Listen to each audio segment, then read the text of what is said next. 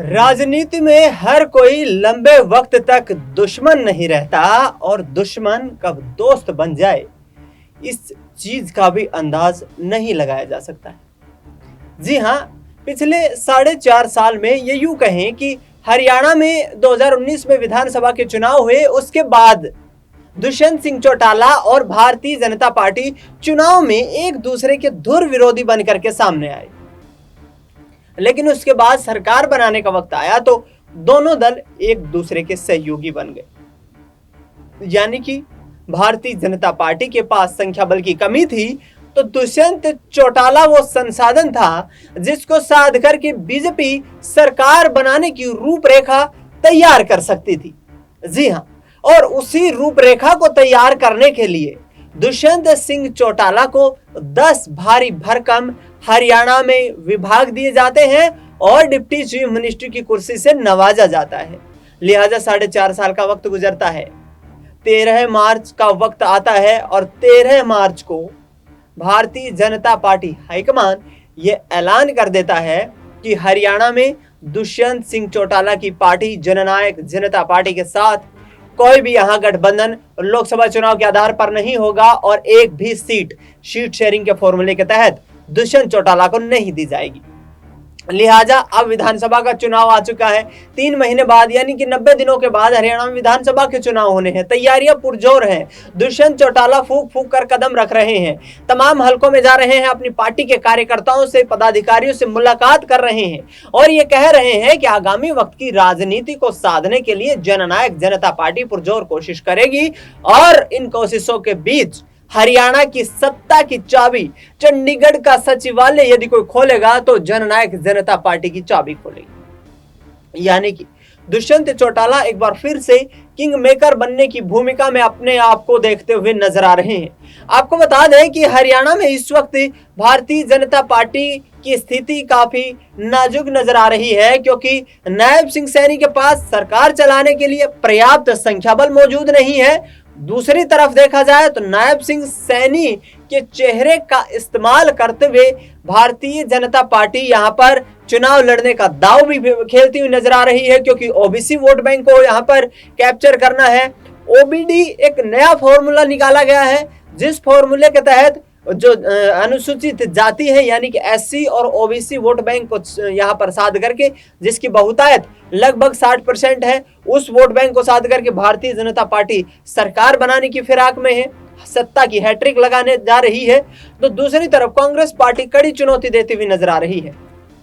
Congress party के तमाम नेताओं पदाधिकारियों की तरफ से साफ तौर पर यह कहा जा रहा है कि कम से कम हरियाणा में 70 सीटें कांग्रेस पार्टी अकेले दम पर जीतने जा रही है। यहां पर दीपेंद्र सिंह हुड्डा हरियाणा मांगे हिसाब नामक कार्यक्रम की शुरुआत कर चुके हैं। तमाम किसानों से, मजदूरों से, बच्चों से, नौजवानों से मुलाकात करते हुए, उनके दिलों में जगह बनाते हुए, उनकी आवाज बनते हुए इस वक्त दिखाई दे रहे हैं दीपेंद्र सिंह हुड्डा और तमाम 90 हलकों में जाकर भारतीय जनता पार्टी की नीतियों का पर्दाफाश करने की बात भी करते हुए नजर आ रही है। लेकिन आखिरकार क्या यहाँ पर बीजेपी के लिए संगठन इतना कमजोर हो चुका है कि बीजेपी संगठन के अंदर चल रही अंदर खाने की जो यहाँ कमियां हैं वो कहीं ना कहीं मुश्किलों भरी हुई दिखाई दे रही है क्योंकि भाजपा नहीं चाहती है कि इस जो विधानसभा चुनाव में किसी भी तरीके का जोखिम उठाया जाए और जोखिम उठाने का सीधा साफ मतलब ये होगा कि आने वाले विधानसभा चुनाव में सत्ता से हाथ धोना पड़ सकता है क्योंकि इस वक्त 43 विधायक नायब सिंह सैनी के पास है। सरकार चलाने के लिए 45 विधायकों की आवश्यकता है। दीपेंद्र सिंह हुड्डा, भूपेंद्र हुड्डा, दुष्यंत सिंह चौटाला, अभय सिंह चौटाला जैसे दिग्गज नेता लगातार ये कहते हुए नजर आ रहे हैं नायब सिंह सैनी को चीफ मिनिस्टर पद से इस्तीफा देना चाहिए क्योंकि नैतिकता के आधार पर सरकार चलाने के लिए उनके पास संख्या बल मौजूद नहीं है। लेकिन फ्लोर टेस्ट की नाजुक स्थिति आ नहीं सकती है क्योंकि हरियाणा में जल्द ही विधानसभा के चुनाव होने वाले हैं। ऐसे में नायब सिंह सैनी सरपट सरकार को चलाते हुए नजर आ रहे हैं लेकिन बड़ी चुनौती तो बन चुके हैं गुरुग्राम से लोकसभा सांसद, केंद्र में राज्य मंत्री राव इंद्रजीत सिंह। यानी कि राव इंद्रजीत सिंह कहीं ना कहीं चीफ मिनिस्टर की कुर्सी को लेकर बड़ा दांव खेलने का प्रयास कर रहे हैं। राव इंद्रजीत सिंह के द्वारा साफ तौर पर यह कहा जा रहा है कि दक्षिण हरियाणा की 15 अहीरवाल की सीटें जो सीटें हरियाणा में सरकार बनाने में निर्णायक भूमिका में रहती है। अब पिछले 10 साल का ट्रैक रिकॉर्ड उठाकर के देखिए, साफ तौर पर राव इंद्रजीत सिंह ये दावा करते नजर आ रहे हैं कि हरियाणा में यदि सरकार चल रही है तो वो चल रही है अहीरवाल बेल्ट के दम पर।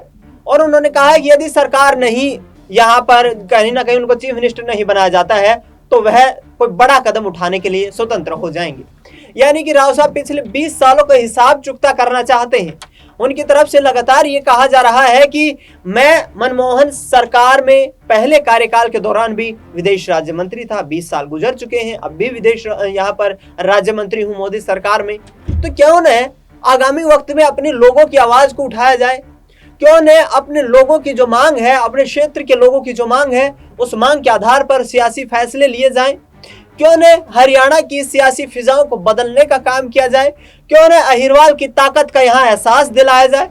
ये तमाम बातें राव इंद्रजीत सिंह तमाम सम्मेलनों में कहते हुए नजर आ रहे हैं। लेकिन बड़ा सवाल तो यही खड़ा हो रहा है कि आखिरकार भारतीय जनता पार्टी किस तरीके से इस राजनीतिक जो पशोपेश है उसको यहाँ पर सुलझाने का काम करेगी।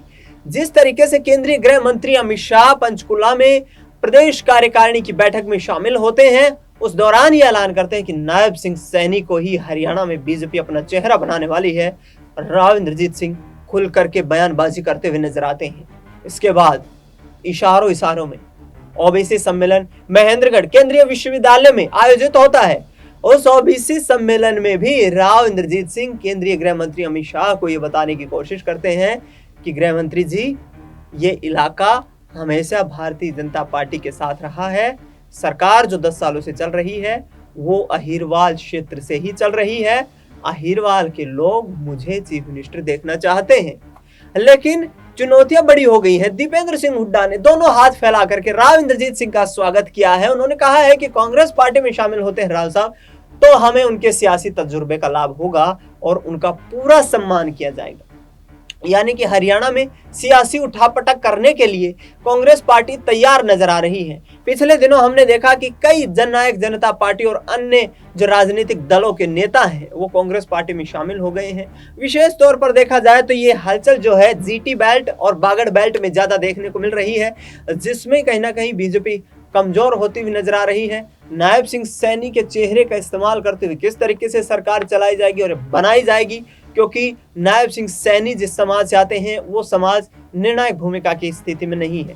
ऐसे में बीजेपी हाईकमान के सामने तो चुनौतियां हैं ही, लेकिन कांग्रेस हाईकमान की मुश्किलें भी कम नहीं है, क्योंकि रणदीप सिंह सुरजेवाला, कुमारी सैलजा जैसे दिग्गज नेता यहाँ पर कहीं ना कहीं हुड्डा गुट की बढ़ती सक्रियता को निशाना बनाने की कोशिश कर रहे हैं। देखना यह होगा कि हरियाणा में मचे इस सियासी संग्राम में, हरियाणा की सियासी कुरुक्षेत्र में कौन योद्धा यहाँ पर बाजी मारता है और किसके सर पर हरियाणा की सत्ता का ताज सजता हुआ नजर आता है। फिलहाल इस खास कार्यक्रम में इतना ही। देश दुनिया की तमाम बड़ी खबरों के लिए आप देखते रहिए SPN9 न्यूज।